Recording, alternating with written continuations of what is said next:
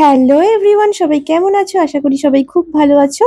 আমি শান্তিনিকেতনের দ্বিতীয় পর্ব নিয়ে তোমাদের সামনে হাজির হয়ে গেলাম। আজকে আমাদের শান্তিনিকেতনের ডে 2। আর আজকে আমরা সকাল সকাল উঠে পড়েছি, স্নান সেরে নিয়েছি। আজকে আমরা চলে যাচ্ছি কঙ্কালীতলা। আগের দিন আমাদের যেই টোটো শান্তিনিকেতন হাটে নিয়ে গেছিল, সেই টোটো দাদাকেই আমরা বলে রেখেছিলাম কঙ্কালীতলা নিয়ে যাওয়ার জন্য। উনি সকাল সকাল চলে এলেন আমাদের পিক করার জন্য। কালী নাম ছাড়া কণ্ঠ ভরিয়া হয়ে আত্মরা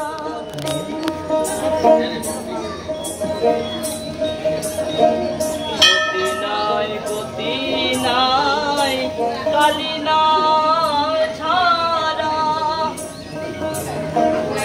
কণ্ঠ ভরিয়া হয়ে আত্মহারা। ওই দেখো শ্মশানে দিবানিশি দিনে, ওই দেখো শ্মশানে দিবানিশি দিনে পুরিতেছে মানবে বলো তারা কালী বলো কঙ্কালী বলো। মন্দিরে আসার সাথে সাথেই এরকম সুন্দর একটা কালী নাম দিয়ে আমাদের দিনটা শুরু হলো। আর আজকে জানো তো, আজকে ছিল বিপত্তারিণী পুজো। সেই জন্য এত সুন্দর দিনে সকাল সকাল পুজোটা দিতে পেরে আর এত সুন্দর কালী নাম শুনে মনটা ভালো হয়ে গেল। আমাদের পুজো দেওয়া হয়ে গেল। এরপর চলো আশপাশটা একটু ঘুরে দেখে নিই। আমাদের ভালোভাবে মায়ের দর্শন হয়ে গেছে, পুজো হয়ে গেছে। এবার চলো আমরা একটু কোপাই নদীর দিকটায় যাব আর কোপাই নদীটা দেখে আসব। আমরা তো অনেকবারই দেখেছি কঙ্কালীতলা, কিন্তু যতবার আসি আমাদের খুব ভালো লাগে। শ্বশুরমশাই শাশুড়ি মাকে নিয়ে এইবার প্রথমবার এলাম। আর এই দেখো, এখানেই মায়ের ভোগ রান্না হয়। তাহলে চলো আমরা কোপাই নদীটা একবার দেখে নিই। আর এই দেখো, এই কোপাই নদীর ধারে এখন রিসেন্টলি শুরু হয়েছে গঙ্গা আরতি। প্রতিদিন সন্ধেবেলা এখানে গঙ্গা আরতি হয়। তোমরা যারা সন্ধেবেলা এখানে গঙ্গা আরতি দেখতে চাও, তারা 5টা থেকে 6টার মধ্যে এখানে চলে আসবে। গঙ্গা আরতি শুরু হয়ে যায়। আমরা কোনোবার গঙ্গা আরতিটা দেখিনি। গঙ্গা আরতিটা রিসেন্টলি শুরু হয়েছে।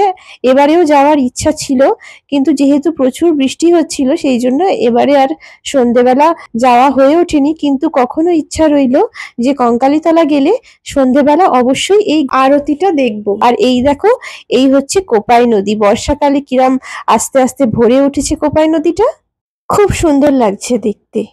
তারপরে আমাদের ইচ্ছা ছিল যে আমরা রবীন্দ্রভারতী মিউজিয়ামটা দেখব আর বিশ্বভারতীর বাইরে থেকে টোটো দাদারা যেগুলো দেখান সেইগুলো দেখব।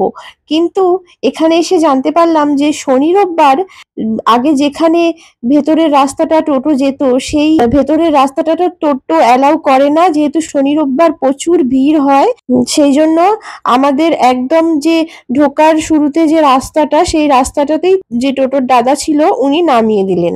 আমরা বিশ্বভারতী মিউজিয়ামটা দেখার জন্য টিকিট কেটে ভিতরে ঢুকলাম। বিশ্বভারতী মিউজিয়ামে তো ফটোগ্রাফি অ্যালাউ ছিল না, সেই জন্য আমরা সেখানে সেরকম ফটোগ্রাফি করিনি।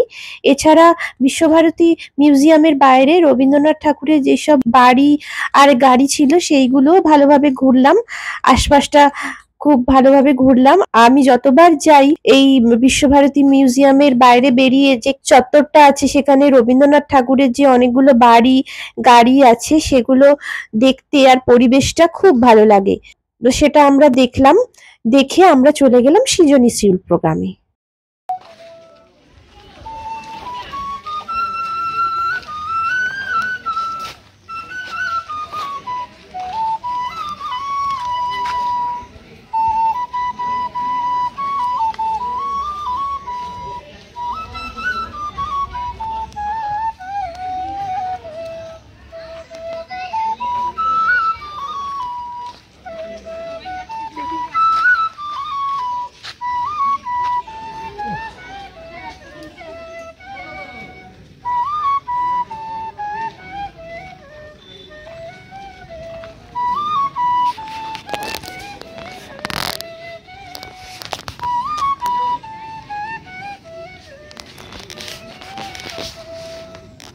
কবিগুরুর শান্তিনিকেতনে আসলে বরাবরের মতো সুরের আর গানের কোনো অভাব হয় না। পর্বে পর্বে গান যেন সবসময় আমাদের এইরকম ভাবেই মন মাতাতে থাকে। এরপর আমরা সৃজনশীল প্রোগ্রাম থেকে চলে এলাম সুরুল রাজবাড়ি দেখতে। এবারে সুরুল রাজবাড়িতে দেখলাম যে টিকিটের সিস্টেম করেছে। আগেরবার যতবার এসছি সুরুল রাজবাড়িতে টিকিট ছিল না। সুরুল রাজবাড়িটা বরাবরের মতো বেশ ভালো লাগে। সুরুল রাজবাড়ি দেখে আমরা ভাবলাম লাঞ্চ করব। তাই আমরা টোটোওয়ালা দাদাকে বলাতে উনি দুই কন্যা নামে একটা রেস্টুরেন্টে নিয়ে এলো। রেস্টুরেন্টটা খুব সুন্দর সাজানো গোছানো, রামশ্যামের মতো অনেকটাই।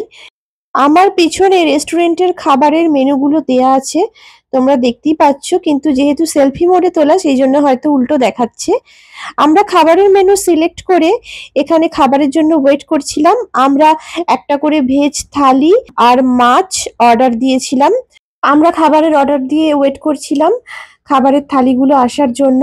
আর এই দেখো আমাদের খাবারের থালিগুলো এসে গেল। অনেক রকম আইটেম ছিল, তবে রামশ্যামের মতো কোয়ালিটি অত ভালো ছিল না আর কোয়ান্টিটিও অত ভালো ছিল না, আর দামটা প্রায় রামশ্যামের সমানই ছিল। চলো আমরা এখন খাওয়া দাওয়া করে নিই। খাওয়া দাওয়া করে আমাদের তারপরে হোমস্টেতে ফিরে যেতে হবে। ফিরে গিয়ে সমস্ত লাগেজ গুছিয়ে নিতে হবে, কালকে আমাদের ট্রেন আছে। হ্যালো বন্ধুরা, আজকে আমাদের শান্তিনিকেতনের শেষ দিন। আজকে আমাদের 10টা বাজে ট্রেন আছে। এখন আমরা হোমস্টেতে বসে আছি। আমাদের একটা টোটো বলা আছে, সেই টোটোটা আমাদের আনতে আসবে। আর এবারে ঘোরাটা বেশ ভালোই হলো, যদিও বৃষ্টি পড়ছিল তাও ঘোরাটা খারাপ হয়নি, কন্টিনিউ বৃষ্টি পড়েনি, মাঝে মধ্যে বৃষ্টি থেমেও যাচ্ছিল, ঘোরাটা ভালোই হয়েছে। তোমরাও এই সিজনে শান্তিনিকেতন আসতে পারো, আশা করি ভালো লাগবে। আজকে আমাদের ট্রেনটা ছিল বোলপুর স্টেশন থেকে। বোলপুর স্টেশন থেকে ট্রেনে করে আমরা হাওড়া স্টেশনে অলরেডি চলে এসেছি। আর হাওড়া স্টেশনে এসে প্রচন্ড খিদে পেয়ে গেছে।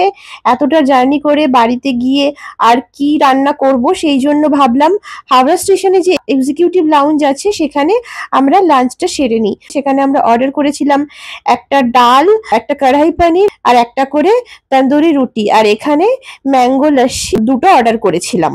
এই এক্সিকিউটিভ লাউঞ্জ থেকে হাওড়া স্টেশনের আমরা প্রথমবার খাবার ট্রাই করলাম। খাবারের কোয়ালিটি ছিল খুবই ভালো। এরপর খাওয়া দাওয়া করে একটা ক্যাব বুক করে আমরা বাড়ি চলে এলাম।